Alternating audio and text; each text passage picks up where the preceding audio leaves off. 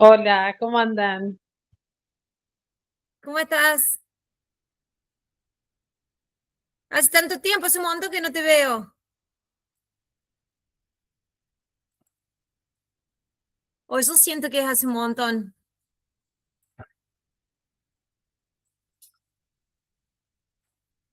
Comenzamos. ¿Qué salmo nos toca hoy? ¿Salmo 8? Es uno de los salmos, es hermoso el Salmo 8. ¿Qué salmo nos toca hoy? ¿Quién se acuerda del salmo que nos toca hoy?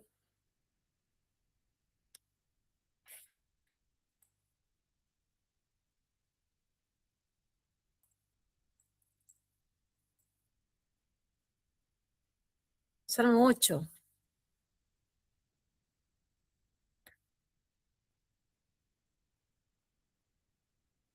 Vamos a leer el salmo y vamos a empezar la clase.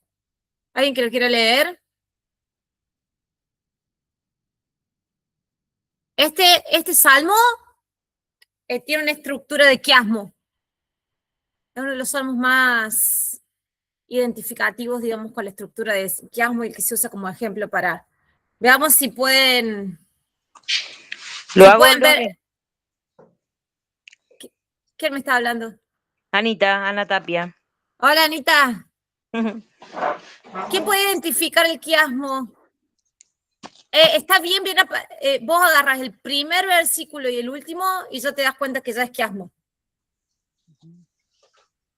Fíjate, el primer versículo, oh Señor soberano nuestro, qué imponente es tu nombre en toda la tierra. ¿Cómo termina? Oh Señor soberano nuestro, qué imponente toda la tierra. Entonces ya sabes de que los extremos van a ir coincidiendo hasta llegar a una idea central, ¿cierto? Leemos y oramos. ¿Quién lee el Salmo 8? Anita. Sí. Empezá. Oh Señor nuestro, cuán glorioso es tu nombre en toda la tierra. Has puesto tu gloria sobre los cielos. De la boca de los niños, de los que aman, fundaste la fortaleza, a causa de tus enemigos, para hacer callar al enemigo y al vengativo. Cuando veo tus cielos, obra de tus dedos, la luna y las estrellas que tú formaste, digo, ¿qué es el hombre para que tengas ¿qué es el hombre para que tengas de él memoria? Y el hijo del hombre para que lo vistes. Le has hecho poco menor que los ángeles, y lo coronaste de gloria y de honra. Le hiciste soñar sobre las obras de tus manos, todo lo pusiste debajo de sus pies, ovejas y bueyes, todo ello, y asimismo las bestias del campo, las aves de los cielos y los peces del mar, todo cuanto pasa por los senderos del mar. Oh Jehová, Señor nuestro, cuán grande es tu nombre en toda la tierra. Amén. Te damos gracias, Señor, por esta clase. Te damos gracias, Señor, porque nos da sabiduría y es fiel para darle sabiduría a todos aquellos que te la piden. Padre, haznos personas de mente estable, que no seamos de doble ánimo, que podamos crecer nuestra fe en ti. Danos el don de la fe, acrecienta nuestra fe y danos entendimiento para pasar por tu palabra. Sabemos que tu palabra es vida, sabemos que tu palabra está viva, sabemos que tu palabra tiene poder. Por eso no importa lo que leamos, cómo lo entendamos, si entendamos lo más académico, lo menos académico, desde el entendimiento que estamos teniendo, de este primer acercamiento de muchas de ustedes, de muchas de nosotras con la Biblia, que podamos tener los frutos del alimento diario para nuestro espíritu, que podamos fortalecernos en el uso de esta espada del espíritu que es tu palabra.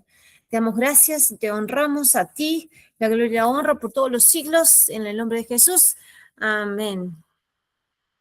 Después vean bien el Salmo 8, hay estudios sobre el Salmo 8 del quiasmo. Fíjense, los extremos son las ideas iguales y empieza a hacer paralelismo de extremos hacia la idea central, y la idea central literalmente es el versículo 4 y el 5, en esto de qué es el hombre para que en él pienses, qué es el hijo del hombre para que lo tomes en cuenta, lo hiciste menor que los ángeles y aún así lo coronaste de gloria y de honra.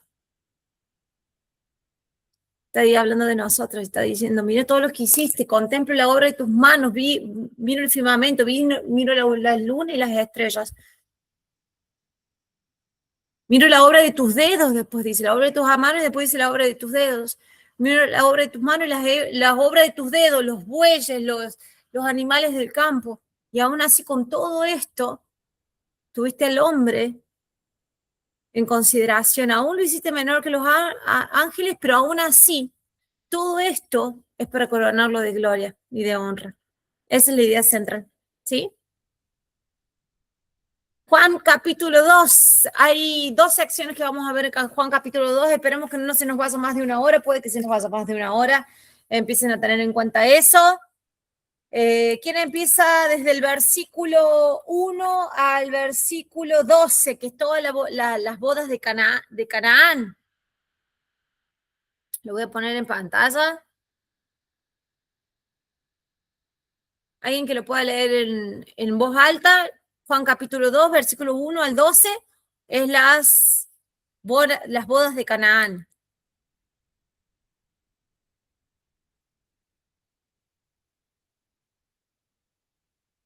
Sí, lo puedo leer. Venga nomás. Al día siguiente se celebró una boda en la aldea de Caná de Galilea. La madre de Jesús estaba presente y también fueron invitados a la fiesta Jesús y sus discípulos.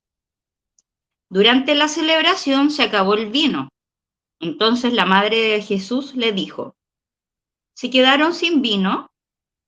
Apreciada mujer, ese no es nuestro problema, respondió Jesús.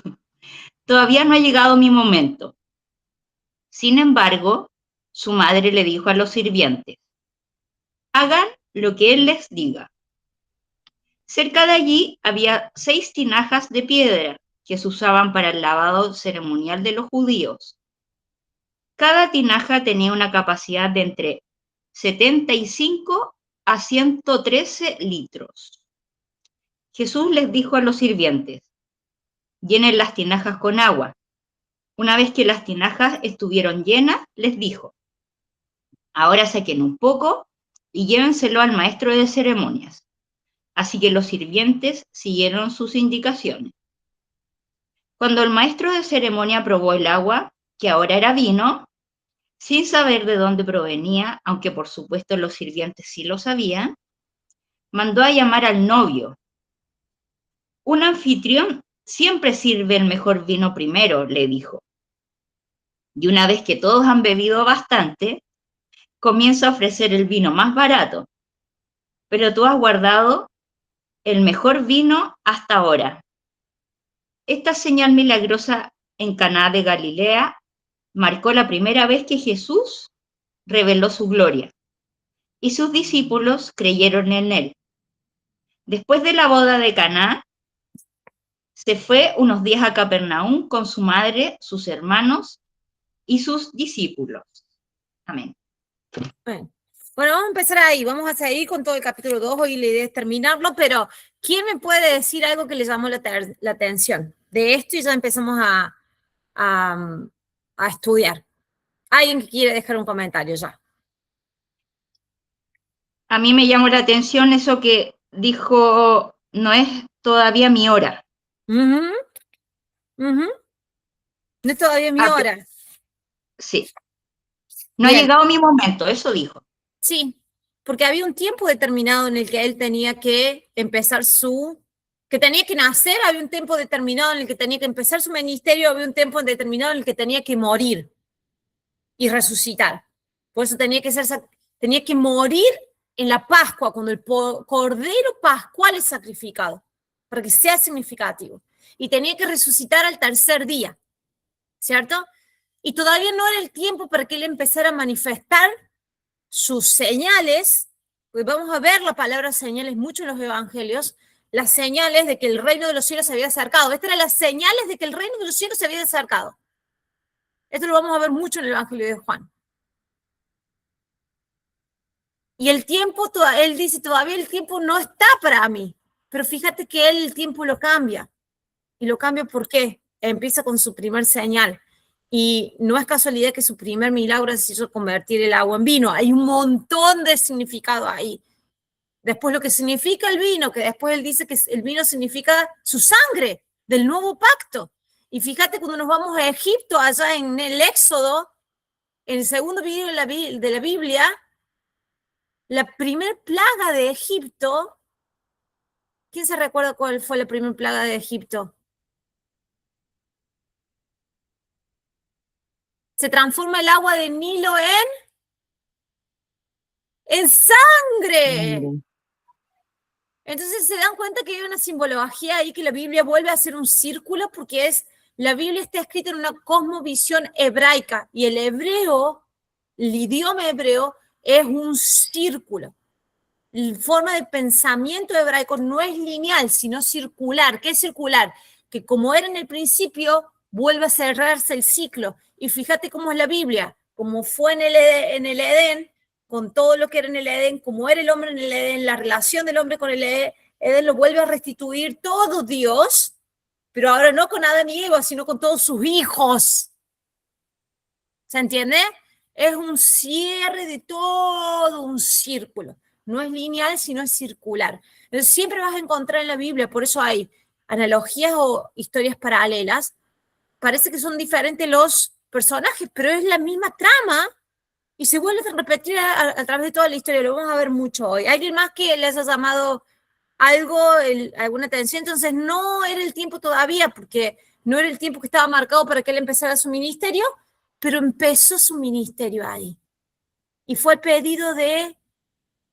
Y fíjate que siempre cuando las veces que la interacción con María no le dice madre, vemos en varias veces que le dicen mujer, ¿cierto? Le dicen mujer a María.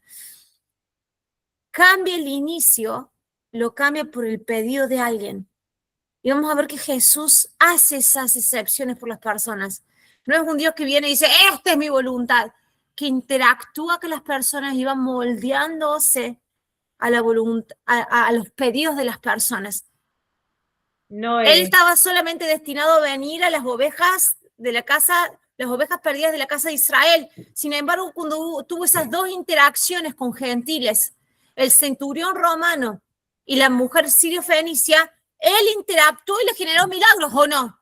Pero solamente estaba destinado a venir por las ovejas perdidas de la casa de Israel, ¿o no? Pero el pedido, la fe, lo conmueve. La fe, el pedido de las personas lo conmueve. Decime, Juli. No, que eso mismo, desde la primera vez que lo leí, y hoy te iba a decir lo mismo, que era como si él dijo que no era su tiempo, María le dijo que lo haga y lo hizo. Y no entendía por qué. Es como que eso siempre me llamó la atención, era cómo. Y bueno, ahí lo estás justo explicando. Tenemos un Dios que es un dueño del tiempo. El primer versículo de la Biblia es, en el principio, es decir, en el tiempo, Dios creó los cielos, es decir, el espacio, y la tierra, es decir, la materia. Las teorías de relatividad y las teorías que hay físicas en cuanto a que dicen de que materia, tiempo y espacio son todos variables que se condicionan una con otra. Si vos cambias materia, cambias espacio, cambias tiempo, ¿cierto? ¿Vos te crees que Dios es ajeno a eso? El Dios que creó eso. Por eso cuando vos decís, Jesús tenía que morir en el año 4000 de la historia de la humanidad, ¿cierto? Para cumplir el segundo periodo de 2000 años. Tenemos el primer periodo de 2000 años, que es de la caída del Edén hasta Abraham. Eso pasa en los primeros 12 capítulos de la Biblia, en Génesis. Los 12 primeros capítulos de la Biblia en Génesis son 2000 años. Después, desde Abraham hasta la venida de Jesús, hasta la muerte y resurrección de Jesús, tenemos 2000 años más. Y después de Jesús hasta que se cumplan los tiempos de la humanidad, que son los 120 años de jubileo, que son 6000 años, son 2000 años más. Por eso cuando empezamos a contar y vemos lo que está pasando en el mundo y vemos todas las predicciones, sabemos en los tiempos que estamos, no somos ajenos a saber en los tiempos que estamos, ¿o no? Pueden saber a eso, ¿no? Y queda el último milenio, que es el milenio del reinado del Mesías, donde el reino de los cielos baja definitivamente a la tierra, el diablo es encarcelado, y el que reina ahora, Jesús dijo que el príncipe de este mundo era el diablo, pero el que va a reinar en el milenio del Mesías acá en la tierra, ¿quién es? Jesús. Pero tienen que pasar un montón de cosas antes. ¿Sí? Entonces, bueno, vamos a las bodas de Canaán. Quiero terminar el capítulo 2 hoy. Bodas de Canaán. Ahí en la versión que leyó María Paz dice el día siguiente, pero no sé si en sus versiones dice en el tercer día. En el original, Diego dice en el tercer día había una boda en Canaán. ¿Sí? En la King James, en inglés, dice en el tercer día. ¿Sus versiones dicen el tercer día? Presten muchísima atención porque Juan escribe, y no es casualidad que escribe el tercer día, el tercer día, el tercer día, el tercer día. ¿Sí? En No el solamente NBI dice tercer día, no es. el tercer día, sí. Algunas versiones sacan eso como para hacerlo más fácil, pero están sacando un detalle. ¿Por qué? Porque si vamos al Génesis o si vamos al Antiguo Testamento y vemos las analogías narrativas paralelas que hay sobre la venida del Mesías, ¿cómo? El sacrificio de Isaac, donde Abraham tiene que llevar a Isaac al monte Moria para ser sacrificado. ¿La conocen esa historia? ¿La leyeron en Génesis? Abraham tiene a su hijo Isaac, él es un hijo de la promesa, y en un momento Dios le dice, toma a tu hijo Isaac, tu único hijo, y le dice, tu único hijo, pero Abraham tenía otro hijo que se llamaba Ismael, con Agar, con la sirvienta. Entonces, ¿qué es lo que está diciendo Dios ahí a Abraham? Le estoy diciendo, esto que te estoy haciendo hacer a vos es una sombra de lo que yo voy a hacer después, ¿se entiende? Y lo lleva a Isaac y caminan 3 días y llegan al monte Moria, el mismo monte donde se encuentra el templo de Jerusalén después, el mismo monte donde se encuentra la muralla, ahora la nueva el muro de los lamentos, el mismo monte donde es sacrificado Jesús. ¿Se entiende esto? Es tremendo, ¿sí? Lo lleva a su hijo Isaac y en el tercer día llegan al monte Moria y lo hace cargar. ¿Qué lo hace cargar Abraham en las espaldas de Isaac? ¿Un fardo de qué? De leña. ¡De leña! ¿No es muy representativo? Y tiene que subir al monte con el fardo de leña en las espaldas. Y sube, y ese fardo de leña era para generar el sacrificio y después quemar el sacrificio. Y cuando Isaac le dice, y padre, nos falta el cordero. ¿Dónde está el cordero que vamos a sacrificar? Y Abraham le dice a Isaac, no te preocupes, Dios va a proveer el cordero. Van a leer esa historia y la van a leer diferente ahora, ¿no? Van a prestar atención a los detalles, ¿no? Y cuando llegan a la montaña, y ya estaba atado Isaac al fardo de leña, y Abraham estaba por pasarle el cuchillo para sacrificarlo, viene un ángel y le dice a Abraham, no mates al hijo, no le hagas nada al niño.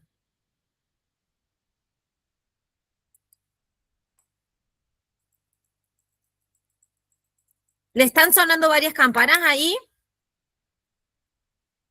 Primero, desde el inicio que le dijo a Abraham, toma tu único hijo. Es decir, no es el único hijo de Isaac.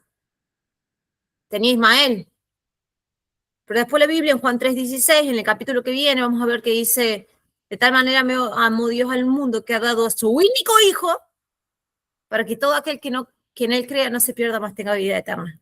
¿Se entiende cómo la Biblia funciona con analogías paralelas? Cómo Dios estructuró toda la historia de la humanidad para ser una sombra de lo que Jesús iba a hacer. Por eso se sabían los tiempos en que Jesús tenía que venir. Por eso se saben los tiempos en que Jesús va a volver. ¿Sí? En el tercer día estaban las bodas de Canaán. Vamos a leer el primer milagro. La madre de Jesús se encontraba ahí, también habían sido invitados los discípulos. Cuando el vino se acabó, la madre de Jesús lo vio a Jesús y le dice, ya no tienen vino, ¿viste? Y ya sabía Jesús lo que les estaba pidiendo. ¿Se creen que la madre de Jesús, María, que lo había visto crecer, no había visto las cosas que ya hacía en él? ¿No había visto la sabiduría que tenía? ¿No había visto el tipo de relación que tenía con Dios? Y le dice, mujer, ¿esto qué tiene que ver conmigo? Todavía no ha llegado mi hora. Y ya le estaba respondiendo, no le tuvo que usar muchas palabras. Los dos sabían de lo que estaban hablando. Entonces su madre le dijo a los sirvientes, hagan lo que él ordene. No le dejó decir otra cosa, porque Dios se mueve también por fe de las personas. Por eso por tu fe has sido sanada. La fe movía a Jesús. La fe de las personas. Haga lo que los ordene. Entonces ahí ordenó que buscaran las tinajas de piedra donde se hacían los baños rituales de purificación, que se llama mikve. Ese tiene una base de los bautismos, es la base de los bautismos. Y tenían 100 litros cada tinaja y que les llenaron con agua es mucho 100 litros. ¿Se imaginan los tanques de 100 litros? Los sirvientes llenaron las tinajas hasta el borde. Y ahora le dije, ahora saquen un poco y lléguenlo al encargado del banquete. Y cuando el encargado del banquete probó, era el mejor vino de toda la noche. Esa es la mejor parte que me gusta a mí cuando yo vi la serie de Chosen, que decía que no habían probado mejor vino que ese, que no había. Qué rico, que me imagino, yo me pensaba, digo, imagínate poder tomar la creación de él, por favor. Es como la del pozo, que toma de esa agua, bebé de esa agua que nunca más sentirá sed. Digo, todo así, ay, qué emoción, ¿no? Noé, Sí, ese vino tenía alcohol. No, el vino, no era fermentado los vinos de antes. El vino ¿Era con un alcohol jugo? era un jugo de uva. O sea, está comprobado cuando usas las palabras en hebreo realmente como se usan en hebreo, que el vino que se está refiriendo es un vino asentado, pero no fermentado, entonces no generaba alcohol. El vino que generaba alcohol le decían otro nombre, creo que es hiel en español que está traducido en la Biblia, ya lo vamos a ver más adelante. Y Pablo refiere mucho hasta la diferencia entre el vino y entre el que tenía alcohol.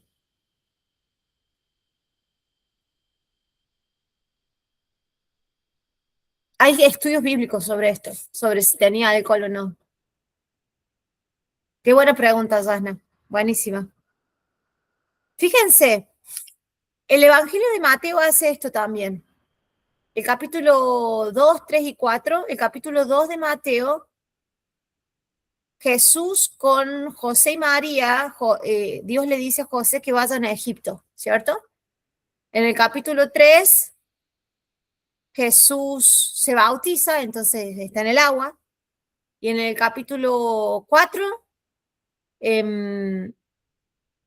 empieza su ministerio. En el Evangelio de Mateo, ¿cierto?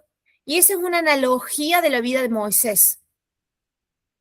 Sabemos de que la estructura del Evangelio de Mateo en los primeros capítulos es una analogía de la vida de Moisés. Moisés, Egipto, salida de Egipto, va a Egipto, después sale de Egipto, va a Egipto de nuevo, pero la segunda vez que va a Egipto, parte las aguas. Moisés viene de ser encontrado en las aguas. Parte las aguas del Mar Rojo y sale el Éxodo. Jesús es bautizado. Sale de Egipto, es bautizado. Salen de Egipto, agua a agua. ¿Se dan cuenta de esto?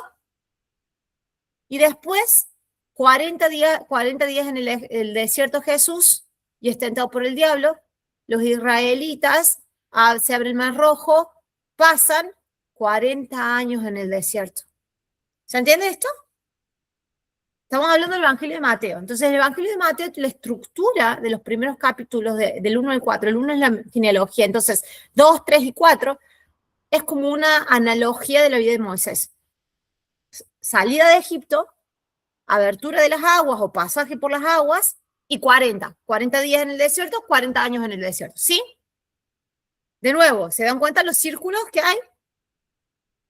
Juan hace una analogía con Génesis, no con la vida de Moisés, que es el Éxodo. Juan hace una analogía con Génesis. ¿Se dieron cuenta de que los primeros versículos de Juan dicen, en el principio, utiliza la misma estructura de Génesis? En el principio Dios creó los cielos y la tierra. y la ciudad estaba desordenada y el Espíritu de Dios se movía sobre las aguas. ¿Está? Juan hace lo mismo. En el principio era la palabra, y la palabra era con Dios, y la palabra era Dios. Era en el principio Dios, la palabra con Dios, ¿sí? Génesis 1, Juan 1, ¿está? Génesis 2, Juan 2. Génesis 2, ¿qué es lo que pasa? Adán y Eva se unen. Hay un casamiento, ¿cierto?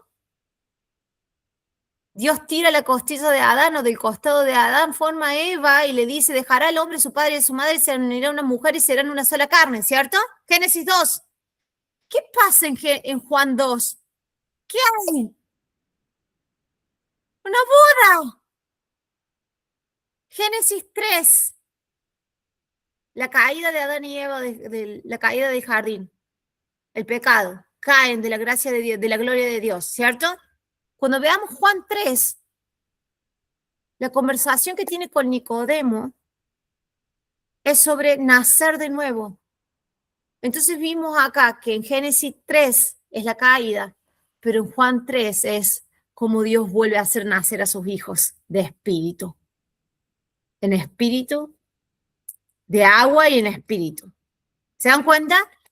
Toda la Biblia está escrita, no hay azar, no hay azar, hay analogía, hay respetar la estructura. Y son más de 60 autores alrededor de toda la Biblia. ¿Sí?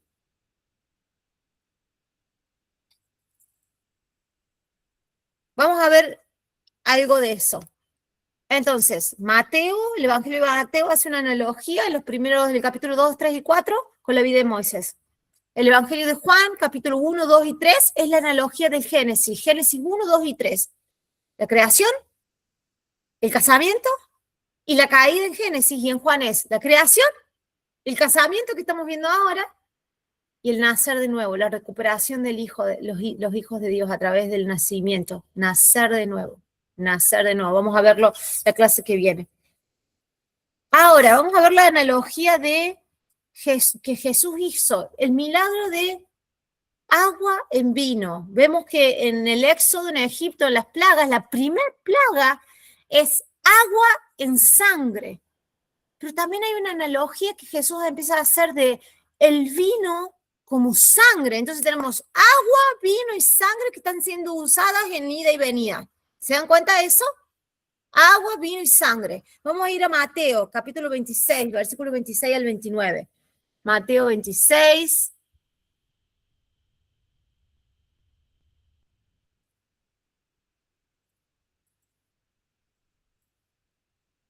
Si alguien lo tiene, empieza a leer versículo 26 al 29. Noé, Anita, después quiero acotar algo que me quedó ahí en el tintero sobre lo del vino. acótalo ahora, sí. Sí, sobre la embriaguez de Noé, en Génesis. Sí.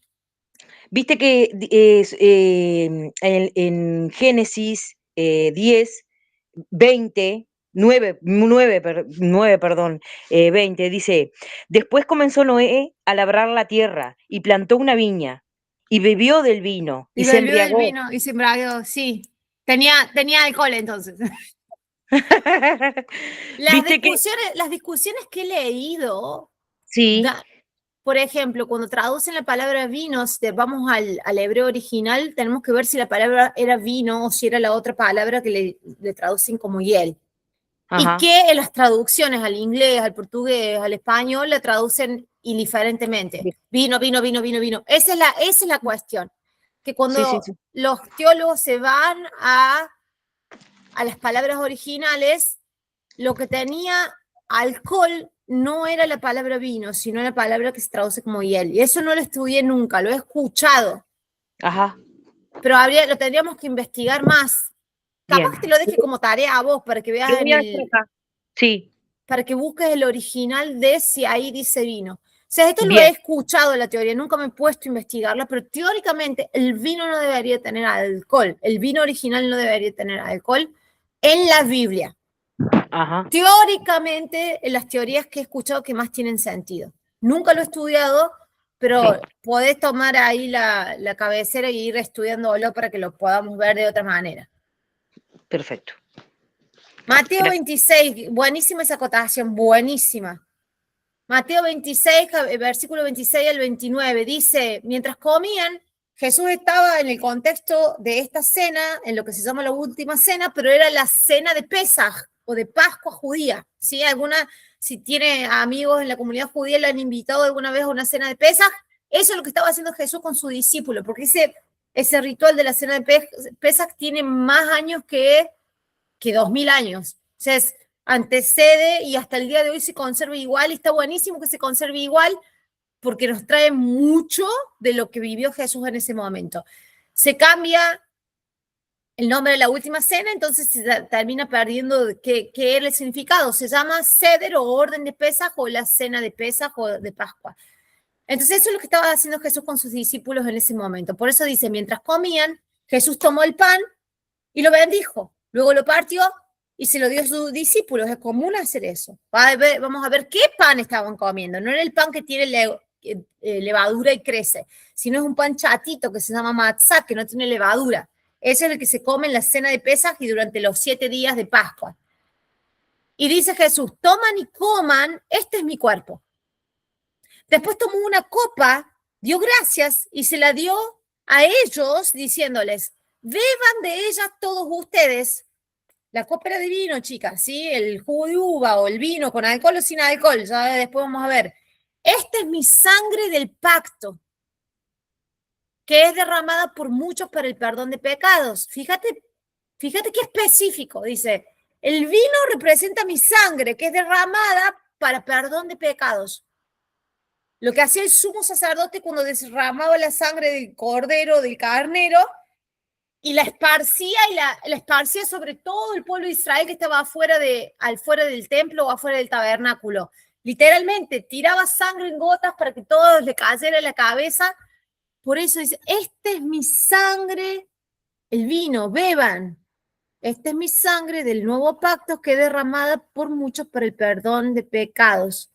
Les digo que no beberé de este fruto de la vid desde ahora en adelante hasta aquel día que beba con ustedes el vino nuevo en el reino de mi Padre. Por eso están las bodas del Cordero, que es la novia, somos nosotros la iglesia, y en el casamiento de las bodas del Cordero, que son los últimos tiempos, él vuelve a beber vino, porque era común en las bodas judías beber vino. Y nos vamos a estar casando con un novio judío, básicamente. Entonces, ¿se vieron? Sangre, vino, agua. ¿Se vieron que hay una cosa ahí de ida y vuelta entre la sangre, el agua, el vino? Bien. Les voy a mostrar a dónde está eso. Hay varios lugares en la Biblia. Traje uno solo, porque hay un montón de estas analogías. Vamos al libro de Deuteronomio capítulo 32, versículo 14. Hay un montón de estos. Búsquenlas si tienen tiempo. Ay, no me dejó.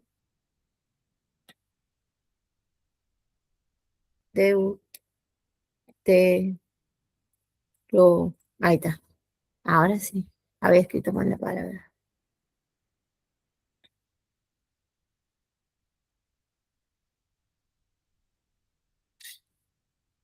Versículo 14. Miren lo que dice. Con mantequilla y leche de las vacas y ovejas, y con cebados corderos y cabritos, con toros selectos de Basán y las mejores espigas de trigo, bebió la sangre espumosa de la uva. ¿Cómo?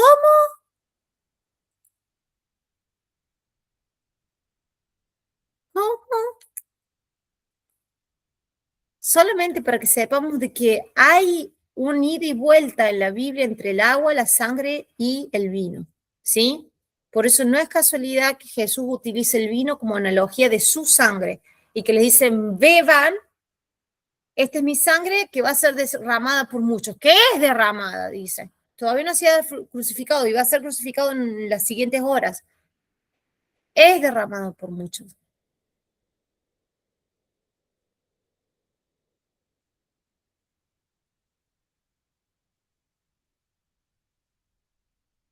Creo que en Levítico, no puse esta cita, pero, a ver, la vida de la carne está en la sangre. ¿A dónde está eso? Levítico, Génesis 9:4. Vamos a ver. Génesis 9 y en Levítico 11:17.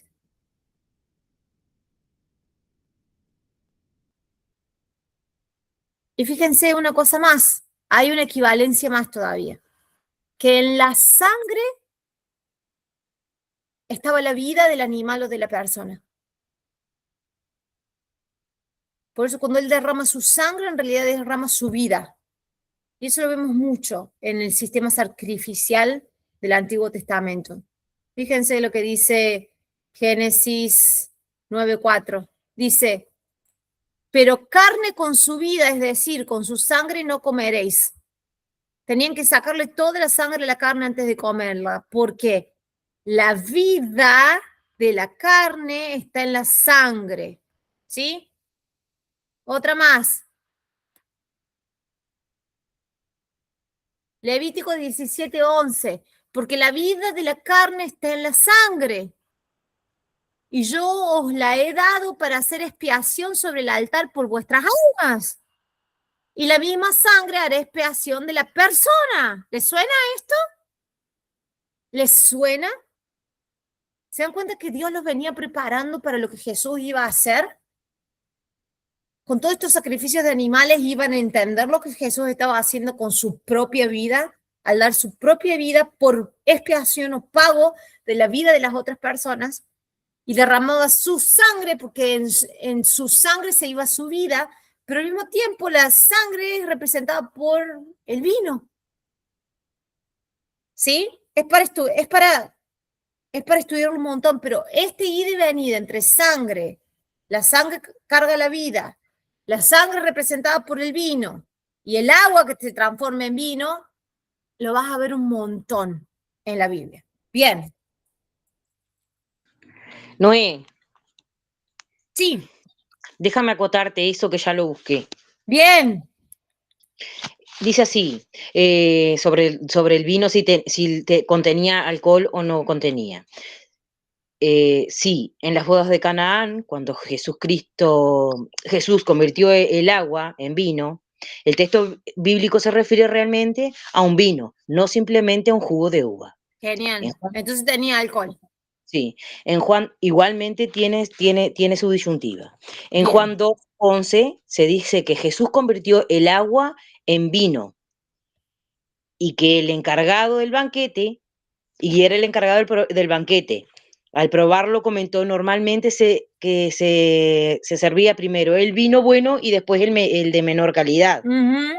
El vino era con alcohol.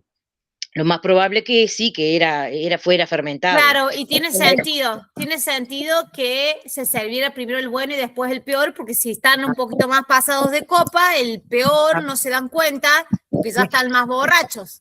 Exactamente. Porque entonces tenía alcohol. Bien. Sí. Si fuera vino fermentado, dice así, porque en la época de Jesús el vino era una bebida habitual y normalmente contenía alcohol. La fermentación era una forma natural de conservar el jugo de uva. Pero hay algo muy importante. La Biblia no dice que Jesús haya creado el vino para promover la embriaguez.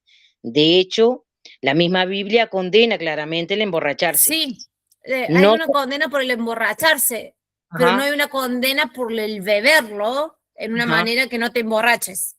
Ajá. No se emborrachen, dice Efesios 5:18, no se emborrachen con vino que lleva al desenfreno. Además, en las bodas judías de aquella época, el vino formaba parte de las celebraciones. Entonces Jesús hizo vino para vino alcohólico, dice. Sí, tiene todo sentido. Yo había escuchado las teorías de que no, por la diferencia en los nombres que se utilizan en el idioma original de la traducción, en el griego y en el hebreo. Habría que estudiarlo un poquito más. Para mí las dos tendrían sentido. Habría que investigarlo más, no le he prestado mucha atención a si tenía o no alcohol. Pero después Pablo no solamente condena a los que se beben mucho vino, también hay uno que creo que es Timoteo, que le manda la carta a Timoteo, y Timoteo tenía problemas en el estómago y le dice, para ese problema que tenés en el estómago, bebé un poco de vino. No Sí, sé sí. si lo pudiste escuchar, y teóricamente ese vino que le manda a beber es el vino con alcohol, porque tendría sentido de que fuera con alcohol, porque el alcohol estaría haciendo, digamos, un efecto de antiinflamatorio, un efecto de antibacteriano, lo que fuera para el estómago. No me acuerdo en qué epístola dice eso, Pablo. Sí, sí. No, yo tampoco. Buenísimo No. la acotación, buenísimo la acotación, Anita, me encantó, Sí. me encanta. Lo último, y los dejo, dice, el milagro tiene un significado más profundo. Juan dice Sí. que fue una señal mediante la cual Jesús manifestó su gloria. Sí, acá es justo lo que estaba por marcando. Mira, dice, esta es la primera señal milagrosa, la cual Jesús en Caná de Galilea así reveló su gloria. Ajá. Y sus discípulos creyeron en él. Juan Eso. 2:11. Amén. Amén. Vamos a ver de que las personas necesitaban señales, le pedían a Jesús señales. ¿Por qué? Porque el pueblo judío estaba acostumbrado a señales para saber que era Dios. Fíjense, tenemos toda una historia de un pueblo que estaba esclavo en Egipto y vieron todas las plagas y vieron el Mar Rojo abrirse y después pasar por el Mar Rojo, 40 años vagando en el desierto, con una columna de fuego durante la noche, con una columna de nube o una nube durante el día para protegerlos del sol, y la columna de fuego para protegerlos del adversario, de la noche, del frío de la noche, con maná, con comida cayendo del cielo. Entonces creían en un Dios de milagros, ¿cierto? Entonces entendían que cuando llegara el Mesías, además de que iba a cumplir con señales establecidas en los profetas, y esas señales iban a manifestar la gloria de Dios. Por eso ahí Juan explica en el versículo 11, capítulo 2:11, dice, esto lo hizo Jesús para revelar su gloria y sus discípulos creyeron. Exactamente lo que dijiste, Anita. Vamos a ver un poquito más de eso ahora justo en el capítulo, en los versículos que siguen. ¿Quién quiere leer el capítulo 2 del versículo 13 al 21? Yo lo leo, Noé. Venga. Estaba cerca la Pascua de los judíos y subió Jesús a Jerusalén. Y halló en el templo a los que vendían bueyes, ovejas y palomas, y a los cambistas allí sentados. Y haciendo un azote de cuerdas, echó fuera del templo a todos, y las ovejas y los bueyes, y esparció las monedas de los cambistas, y volcó las mesas. Y dijo a los que vendían palomas, quitad de aquí esto, y no hagáis de la casa de mi padre casa de mercado. Entonces se acordaron sus discípulos que está escrito, el celo de tu casa me consume. Y los judíos respondieron y le dijeron, ¿qué señal nos muestras ya que haces esto?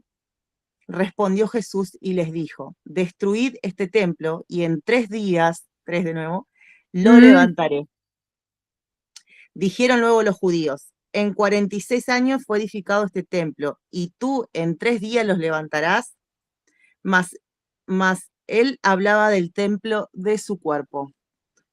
Por tanto, cuando resucitó de entre los muertos, sus discípulos se acordaron que había dicho esto y creyeron la escritura y la palabra que Jesús había dicho.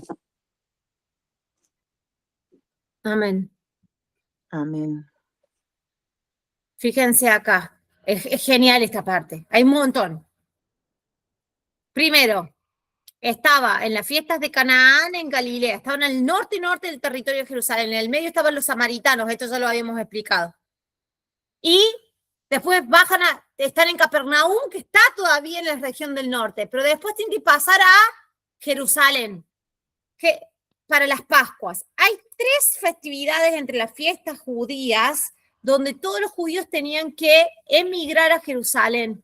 Todos los judíos que vivían en Israel, pero todos los judíos que vivían en otras partes, en Grecia, en Mesopotamia, en Macedonia, todos los judíos que vivían tenían que viajar y subir a Jerusalén. Hay 3 fiestas. Una fiesta es la de Pascua, la segunda fiesta es la de Pentecostés o la de las semanas, Y la tercera fiesta es la de tabernáculos o Sukkot.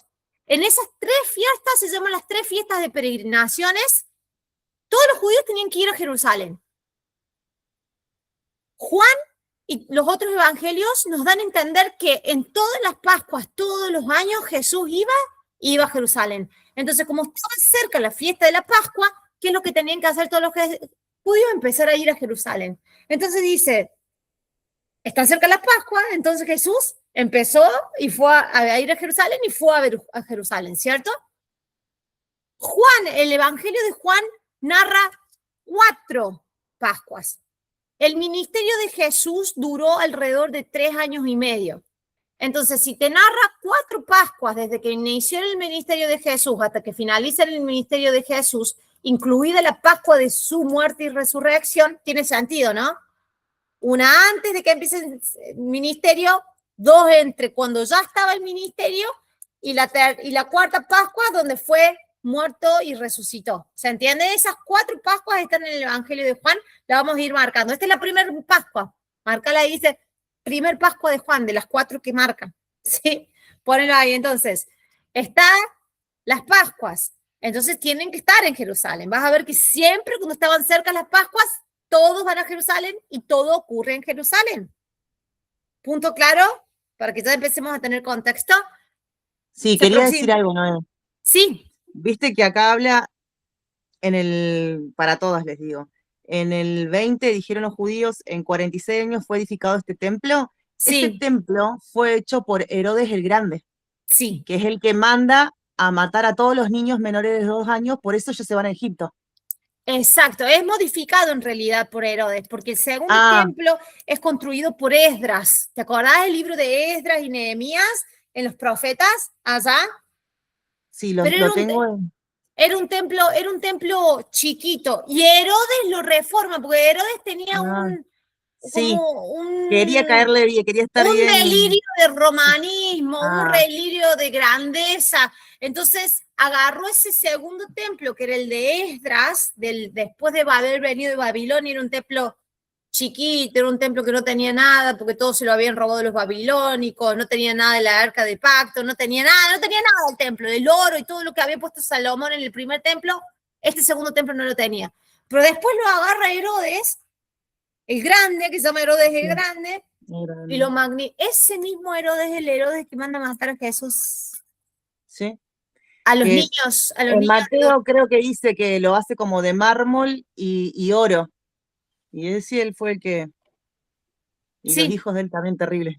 Sí, Herodes también. Eran todos judíos, ¿no? Pero era el rey de Israel. Acuérdense de que Israel en algún momento pidió tener rey cuando entró en la tierra prometida. El primer rey de Israel, ¿se acuerdan quién fue? ¿Quién fue? Saúl. Saúl. Claro, el que después se volvió loco. Sí, que vino David a suplantarlo, claro. Después vino David a suplantarlo, pero se volvió loco, ¿sí? No era la idea ni el plan de Dios de que Israel tuviera rey, porque su rey iba a ser Dios. Pero ellos verían a las otras naciones y dicen, ¡ay, todas las naciones tienen rey! Nosotros queremos ser rey. Y Dios le dice, pero yo soy su rey. Y dice, pero nosotros queremos tener rey como las otras naciones. Bueno, ahí está, les voy a dar el rey. Elías era Samuel, o sea, estaba Samuel guiando al pueblo y hablándole al pueblo a través de Dios, ¿no? Antes de los reyes estaban los jueces. Los jueces eran tipo profetas que escuchaban la voluntad de Dios, pero también eran desastrosos. El libro de Jueces es el más sanguinario que hay en la Biblia. Jueces 19, capítulo 19, es el más sanguinario de toda la Biblia. Entonces, pero uno se ríe del pueblo de Israel, pero realmente el pueblo de Israel es como si nuestra propia vida hubiera sido expuesta en un libro. Nosotros también nos avergonzaríamos de todas las idas y venidas que hemos tenido, de cómo nos hemos comportado con Dios toda nuestra vida. El pueblo de Israel solamente le tocó de que su vida y su historia fuera escrita y estuviera a la lupa de toda la humanidad, porque la Biblia es el libro más publicado en toda la historia de la humanidad. Entonces la historia del pueblo de Israel quedó bajo la mirilla del juicio que nosotros instauramos sobre ellos, pero creo que es un reflejo de cómo los seres humanos somos con Dios en realidad. y cómo no nos pudimos salvar a nosotros mismos, y cómo aún Dios permitiéndonos hacer todo para acercarnos a Él, no lo pudimos hacer, por eso era necesario que viniera Jesús, que viniera ese sumo sacerdote, que diera la vida por nosotros, porque no lo podíamos hacer nosotros solos. Quedó bien en claro. ¿Se entiende cómo es el segundo templo chiquitito que había sido construido de la vuelta de Babilonia? Lo agarra Herodes y lo remodifica, lo hace grande, magnánime y todo. Y les llevó 46 años hacerlo. Y ese mismo Herodes, buenísimo el dato ahí, Aye. Ese mismo Herodes es el que había mandado cuando vinieron los reyes magos, que le dicen en la Biblia, pero en realidad eran los sabios que venían buscando al Mesías del pueblo de Israel. Y Herodes, como era magnánimo, dice, voy a mandar a matar a todos los nenes de hasta 2 años, porque no quiero que haya otro rey en Israel que sea yo. Entonces ahí Dios le dice a José, ándate a Egipto hasta que muera Herodes y vuelven a la tierra de Israel, a Nazaret, cuando ha muerto Herodes. Es el mismo Herodes que construyó ese templo magnánimo, que lo reformó, digamos. Entonces, se aproxima la Pascua, entonces tienen que estar en Jerusalén. Si es Pascua, hay Jerusalén en el medio. Si es Pascua, tienen que estar en Jerusalén. ¿Y a dónde se va para celebrar la Pascua? Al templo, porque hay que llevar el sacrificio. Y fíjate la diferencia. Y esto lo vas a ver, no lo quiero que lo leamos todo, pero si vos vas a Levítico, libro del Levítico, capítulo 1, versículos del 1 al 4, cuando Dios le empieza a pedir que separen a un cordero, que separen el sacrificio de los animales que iban a sacrificar, era un acto en donde la persona tenía que ir a buscar de entre sus animales al cordero que ellos habían criado, que era sin mancha y puro, separado, para ir a presentar al templo como sacrificio. Y acá se había como desvirtuado un poco la cosa. ¿Qué es lo que empezaron a hacer los judíos de esa época del segundo templo? Dijeron, no te preocupes, no lo traigas de tu casa al sacrificio. Total, tenés que viajar mucho. ¿Qué es lo que voy a hacer yo? Yo te voy a criar a los corderos, yo te voy a criar al cordero de 1 año sin mancha y sin... Y cuando vos llegues a Jerusalén, en vez de hacerte toda la caravana hasta Jerusalén cargando el cordero de tu casa, te lo vendo yo en el... ¿Se dan cuenta lo que había pasado? Bueno, sí, le decís a un israelita y te va a decir, pues, por supuesto. Es para reírse esto, pero es verdad. Entonces se había creado en que, bueno, no lo traigas al cordero de donde vengas del mundo, de Grecia o de Macedonia, donde sea, o de otras partes de Israel para Jerusalén, no vengas cargando con eso, yo te vendo el cordero. Pero no era así, el mandamiento era de que tenías que separar de los corderos que vos tenías de tu casa, y si no tenías para un cordero, porque eras pobre, entre varias familias podían adquirir un cordero. Pero tenías que traer, separar, inspeccionar.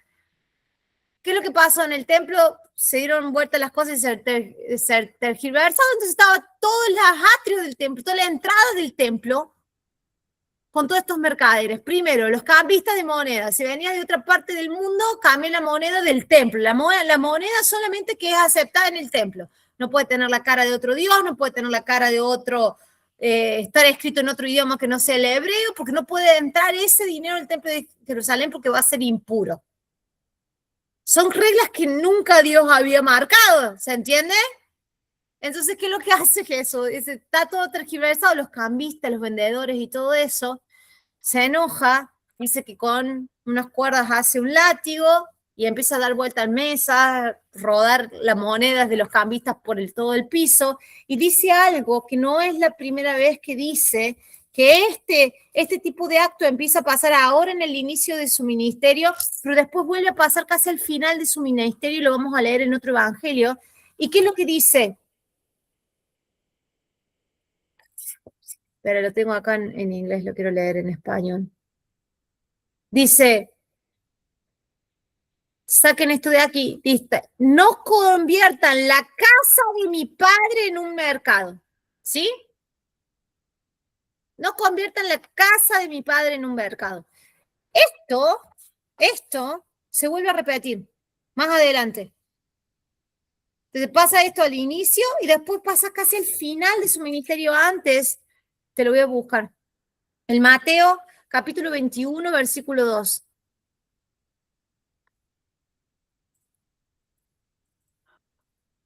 No, te hago una consulta. ¿La moneda tiene que ver con eso? Creo que sí.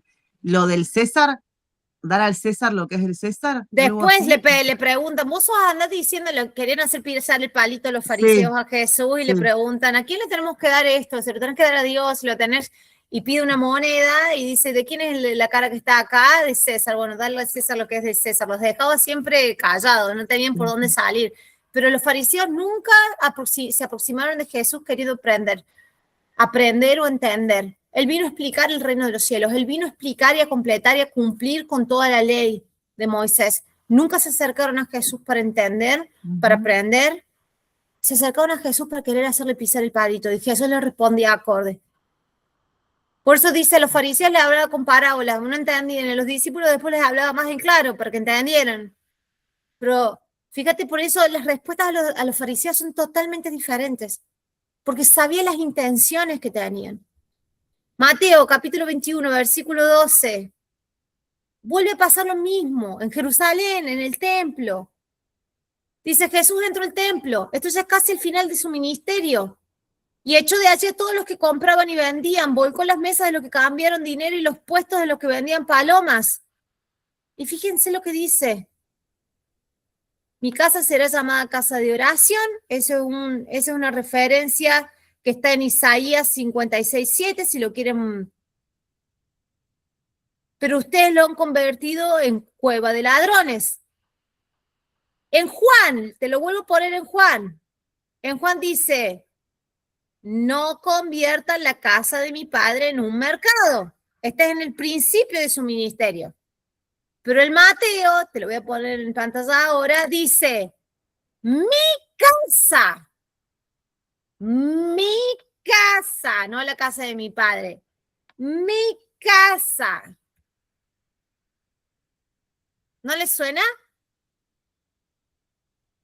En el principio de su ministerio dice la casa de mi padre, no convierte la casa de mi padre en cueva de ladrones. En el final de su ministerio dice, mi casa es una casa de oración. ¿Qué piensan de eso? ¿Se refiere también a nuestro cuerpo, a nuestro templo? O sea, No, como hace referencia al cuerpo como templo, por eso hizo referencia de su cuerpo como templo. Después vamos a ver que Pablo usa eso. Y dice, ¿no sabéis que vos sos el templo del Espíritu Santo y que el Espíritu Santo mora dentro de ustedes? Y él hace referencia a su cuerpo como templo. Pero acá está haciendo referencia al templo de Jerusalén. Y usa, en Juan, al inicio de su ministerio, dice la casa de mi padre. Pero el Mateo vuelve a pasar lo mismo al final de su ministerio. Saca a todos los cambistas, los ladrones, a los que estaban haciendo negocios en el templo y le dice, mi casa. Ya no dice la casa de mi padre, dice, mi casa es casa de oración. Para pensarlo, ¿cierto? Porque ahí estaba en desarrollo ya su ministerio. Ya estaba en desarrollo su ministerio. Y todos dicen, Jesús nunca dijo que es Dios.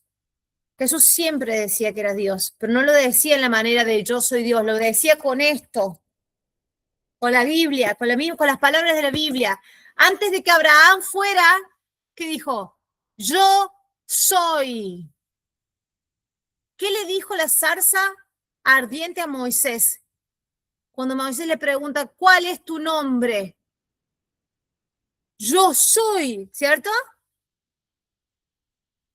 Cuando lo van a buscar los guardias del sumo sacerdote al Getsemaní, él estaba orando después de la cena de Pascua, estaba a punto de ser crucificado, estaba orando, los van a buscar los guardias del sumo sacerdote de noche. Judas los guía, le da un beso a Jesús y lo entrega, ¿cierto? Y los guardias del sumo sacerdote le preguntan, ¿tú eres Jesús de Nazaret? Y él responde, ¿qué responde? Yo soy. Yo soy. ¿Y qué pasa con los guardias? Cuando él dice, yo soy.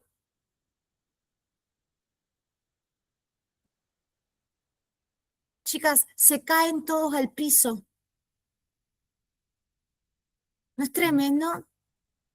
Hubo un gran poder cuando él dijo, yo soy.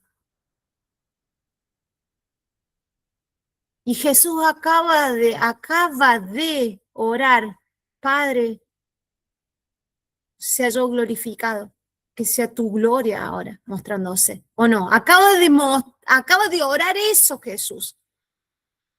Cuando dice, ¿eres tú Jesús de Nazaret? Él le dice, yo soy. Y los guardias del sumo sacerdote se caen al piso. ¿No es loco?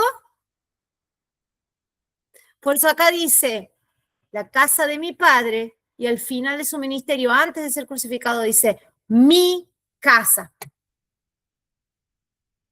Es para tenerlo en cuenta, ¿no? Noé, por eso el nombre de Jesús tiene tanto poder. Vamos a ver con el nombre, lo vamos a ver ahora, en este momento, mirá. Entonces, bueno, vamos a desmenuzar un poquito. Volvemos a Juan 2, así no nos vamos por las ramas. Juan 2, pero tengo que ir y volver en la Biblia. No hay forma de no ir y volver en la Biblia, porque hay que leer contexto y saber por qué se está diciendo lo que se está diciendo y con la misma Biblia corroborarlo. Entonces dice, no conviertan la casa de mi padre en un mercado. Y empieza a derrubar todo, ¿vieron? Y ahí sus discípulos dicen que se acordaron de lo que está escrito, y esto es una cita del Salmo 69. Salmo 69, versículo 9. El celo por tu casa me consumirá. Y ellos vieron, él se comportó de una manera total, lo consumió ver lo que estaba viendo. Y reaccionó de una manera que no se esperaba nadie. Entonces, fíjense cómo sigue, versículo 18. Entonces los judíos o los habitantes de Judá, cuando se dice judíos en el original, es como decís los cordobeses, no estás hablando de la religión, estás hablando de los habitantes de una región, ¿cierto? Porque recuérdense que Jerusalén estaba dentro del área que se llama Judá. Por eso los que viven en Judá se llaman judíos, ¿cierto? Entonces cuando veas que dicen los judíos, porque Jesús era judío también como de religión, pero él no era nacido en Judá, porque era de la tribu de Judá en Belén, pero ella había crecido en otra, en Nazaret, por eso nazareno le decían. Cuando la Biblia está diciendo los judíos, no lo está utilizando como religión, lo está utilizando como los habitantes de esa región. Los habitantes de Judá, porque estaban en Jerusalén, y Jerusalén queda en Judá, entonces se supone que iban a hablar con judíos. Entonces los habitantes de Judá reaccionaron preguntándoles, ¿qué señal? Estamos viendo desde el principio del capítulo 2 de que el convertir el agua en sangre fue por señal y los discípulos creyeron. Y ahora estos le están preguntando, ¿qué señal? Desde el capítulo 1 de Juan, que le van y le preguntan a Juan, ¿quién sos vos, el profeta? ¿Quién sos vos, Elías? ¿Quién sos vos, el Mesías? ¿Qué señal hay de todo esto? Entonces tiene sentido que acá le pregunten, ¿qué señal? ¿Qué señal mostraste vos para tener esta autoridad que decís que tenés de que la casa de tu padre, que es tu padre el que tiene esta casa? Y él dice, esta es la señal. Fíjense, él les responde, ellos no querían entender, pero él les responde, destruyan este templo y lo levantaré de nuevo en 3 días. No lo entendieron, porque todavía no había pasado. Ellos le preguntaron, ¿no? ¿Qué señal hay que vos tenés autoridad para decir que esta es la casa de tu padre y que los campistas se vayan? ¿Se dan cuenta de lo que le está preguntando? Y Jesús dice, destruyan este templo, estaba hablando de su cuerpo, y lo levantaré en 3 días. Esa es la señal. No pasó todavía, pero lo van a ver. Pero ustedes no quieren verlo. Por eso les estoy dando una señal que ni siquiera la pueden ver ahora. Entonces, la respuesta fue, este templo fue en 46 años lo construimos, ¿cómo vos lo vas a levantar en 3 días? Y ahí después Juan, que escribe este evangelio 40, 50 años después de Jesús resucitado, escribe este comentario, pero el templo al que se refería es su propio cuerpo. Así que cuando se levantó de entre los muertos, sus discípulos se acordaron de lo que había dicho de la señal de que en 3 días iba a levantar el templo, y creyeron en la Escritura. ¿Por qué dice la Escritura? Y en las palabras de Jesús. ¿Por qué en la Escritura?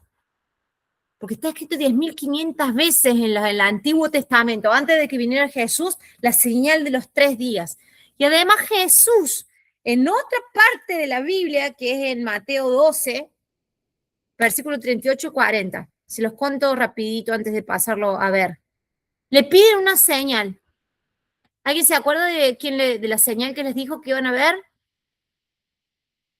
Le piden una señal. Acuérdense que el pueblo judío viene de señales, que Dios necesitaba dar señales para que creer. Por eso están pidiendo señales, ¿sí? ¿Se entiende por qué le piden señales? Bien.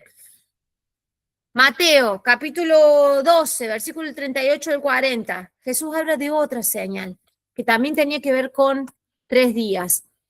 ¿Alguien se acuerda?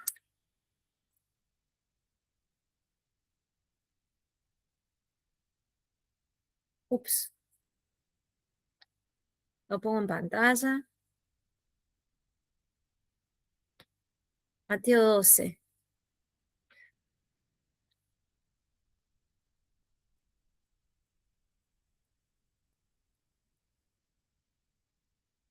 Jesús contestó, esta generación malvada, hay un motivo por qué le dice malvada y adúltera, porque está explicando una señal del profeta Jonás y que el profeta Jonás tenía que ir a predicar a Nínive y que era una generación malvada y adúltera. No lo dice por decirlo, dice porque está citando algo que está escrito en la Escritura, en la palabra de Dios antes de que él viniera, para que entiendan cómo él está cumpliendo todo, ¿sí? Jesús contestó, esta generación malvada y adúltera pide una señal milagrosa, pero no se le dará señal más que la del profeta Jonás. ¿Y cuál es la señal del profeta Jonás? Porque así como Jonás estuvo 3 días y 3 noches en el vientre de un enorme pez, también 3 días y 3 noches estará el Hijo del Hombre en el corazón de la tierra. ¿A dónde estuvo Jesús cuando murió? ¿Qué es el corazón? ¿Qué representa el sepulcro? ¿Y qué representa el sepulcro? El cuerpo de él estaba en el sepulcro, pero su alma, ¿dónde fue? Está explicado en Salmos. Se los dejo de tareas. De la tierra. ¿Y qué representa el corazón de la tierra? Todos los estados del infierno, todo lo que fue a limpiar. El infierno. Esas 3 noches que Jesús estuvo, esos 3 días, 3 días y 3 noches completas que Jesús estuvo muerto, fue al infierno a abrir las puertas del infierno. ¿Y a dónde lo vamos a encontrar eso? En Salmos. Ya se los digo, ya se los cito, está todo en la Biblia. No hay, nunca escuchen a nadie decir nada si no te lo comprueba con la Biblia, ¿sí? Pero vamos a seguir acá. Entonces, ¿entienden las 2 señales de 3 días que da con respecto a su muerte y resurrección? La primera es la de destruir este templo cuando le estaban pidiendo señal y lo levantaré en 3 días. Y le dicen, ¿qué vas a nos llevó 46 años destruir este templo y vuelves a levantarlo en 3 días. Y Juan escribe, una vez que él fue resucitado de los muertos, ahí los discípulos se acordaron de que él había dicho esto ahí en Jerusalén, antes de las Pascuas, de que él iba a levantar el templo en 3 días. Entonces estaba hablando de su cuerpo, no del templo de Israel. Dicho sea de paso, después de que muere Jesús y es resucitado, que se cree que es el año 30, el 29, el 30 o el 31 de la era común. Está mal contado el calendario gregoriano que utilizamos y ya lo sabemos, ¿sí? No es noticia.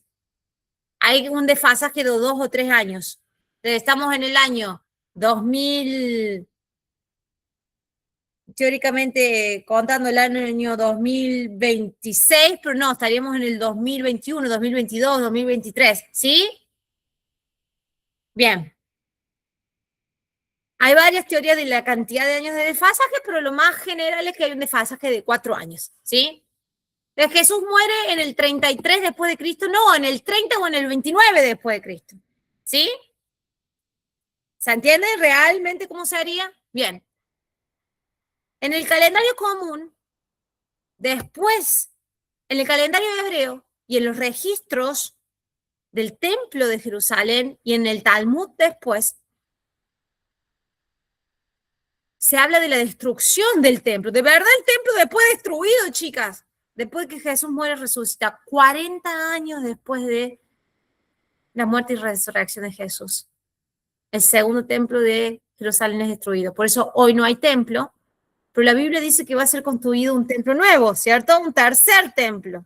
Y ese es el mayor terror de todos, de todos. De todas las religiones, ese terror es la construcción de ese tercer templo. ¿Han escuchado sobre esa construcción de ese tercer templo? Jerusalén ha estado 2000 años sin templo. Y ahora andan todos hablando de la construcción del templo de Jerusalén. Empiecen a prestar atención a esas cosas. Bueno, seguimos, así terminamos. Entonces está la señal de su templo y la señal de Jonás, de 3 días y 3 noches en el vientre de la ballena, ¿sí?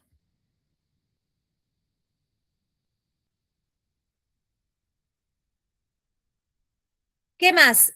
El salmo que está citando ahí, el celo de tu casa me consumirás, el salmo 69:9. Y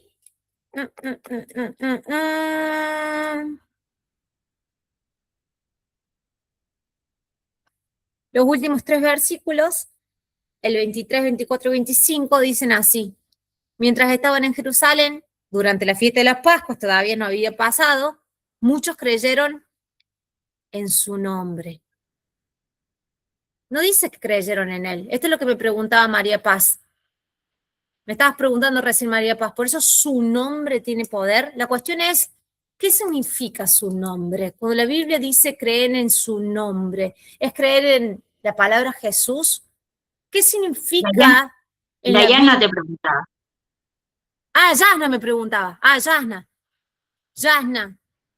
¿Qué significa en contexto bíblico el nombre de alguien? Creyeron en su nombre. Están creyendo en que, Creyeron, ay, te llamas Yeshua. O estás no, creyendo en otra cosa. no, ahí en el contexto bíblico creyeron en el Mesías, en el que venía. Creyeron en su autoridad en realidad. Claro, Cuando decís en el nombre de alguien, estás claro, representando la autoridad de en alguien. la autoridad. Sí, por eso yo te decía recién el poder que tiene el nombre de Jesús. Sí, y el nombre en realidad también tiene poder. Y esta es la diferencia. Por eso puedes usar el nombre de Jesús. Por eso, Autoridad y nombre, autoridad y poder, dos cosas diferentes. sí, sí, sí, Bien. sí. Pero van a ver mucho esto de creer en su nombre. Es decir, no creo en su nombre, creo en él. Bueno, eso representaba, digamos, en el contexto bíblico su nombre. Cree en él, en su autoridad, en lo que representa, en lo que está escrito, de dónde viene, hacia dónde va, el propósito. Ah, bien. Eso es creer en su nombre. Por eso, cuando dice su nombre, el nombre ante cual todo hombre y toda rodilla se doblará. El único nombre dado a los hombres a través del cual pueden ser salvos. ¿Es el nombre o es toda una representación? ¿Qué es lo que habla la Biblia cuando habla del nombre? Ese es algo que lo vamos a tener que empezar a entender. Pero sí, eso no significa que el nombre de Jesús no tenga poder. Tenemos un montón de personas que cuando dicen el nombre de Jesús, mencionar el nombre de Jesús, huyen los espíritus. Porque el nombre representa a la persona. Pero también en contexto bíblico, creer en su nombre no era creer solamente en la palabra del nombre, sino en toda su autoridad, de dónde viene, a dónde va, la misión. ¿Se entiende? Cuando vos, suponete, tenés en la antigüedad, y esto lo dice Pablo, y la analogía que hace Pablo creo que es la más específica y la más buena de analizar. Pablo dice que somos embajadores del reino de los cielos. ¿Cómo embajadores? Si vos pensás en un embajador hoy, por ejemplo, un embajador de Estados Unidos en Haití. El embajador de Estados Unidos en Haití, ¿se comporta como los haitianos? No, se comporta como los americanos y él representa a su gobierno, representa a su nación en Haití. Entonces, él no se comporta como los haitianos. Él representa su nación con sus culturas, con sus valores, con su ética en Haití. Cuando Pablo dice somos embajadores del reino de los cielos, está queriendo decir que nosotros no nos comportamos como el mundo, sino que nos comportamos con los valores, la ética, las formas, las leyes del reino de Dios acá en la tierra. Aunque en esta tierra todavía somos extranjeros, por eso Jesús dijo, no te pido que los saques del mundo, aunque ellos no son del mundo, sino que los protejas del mal, ¿cierto? Jesús se lo había dicho cuando le oró a Dios por sus discípulos, le dijo, no te pido que los saques del mundo, sino que los protejas del mundo, porque ellos no son del mundo. Esos son embajadores del reino de los cielos acá en la tierra. No se comportan como el mundo, sino que se comportan representando el reino de los cielos. Eso sería la mejor analogía de venir en el nombre. Entonces vos no venís en tu propio nombre, venís en el nombre de Jesús, en el nombre de la nación del reino de los cielos, en el nombre de la autoridad, del comportamiento, de la misión, de la ética, de los valores que tenemos en el reino de los cielos. ¿Se entiende? Por eso la mejor analogía que hizo Pablo fue habernos llamado embajadores, porque ahí es donde realmente lo pudo ilustrar. Anita. Es como reconocer a Dios como santo, honrarlo y reconocerlo quién es. Y comportarse en santidad, porque así se comportan las personas en el reino de los cielos. Y si somos embajadores del reino de los cielos acá en la tierra, no nos comportamos como el mundo, nos comportamos como el reino de los cielos. Ajá. Exacto. Esa analogía, díganme si no estuvo buenísima la que hizo Pablo.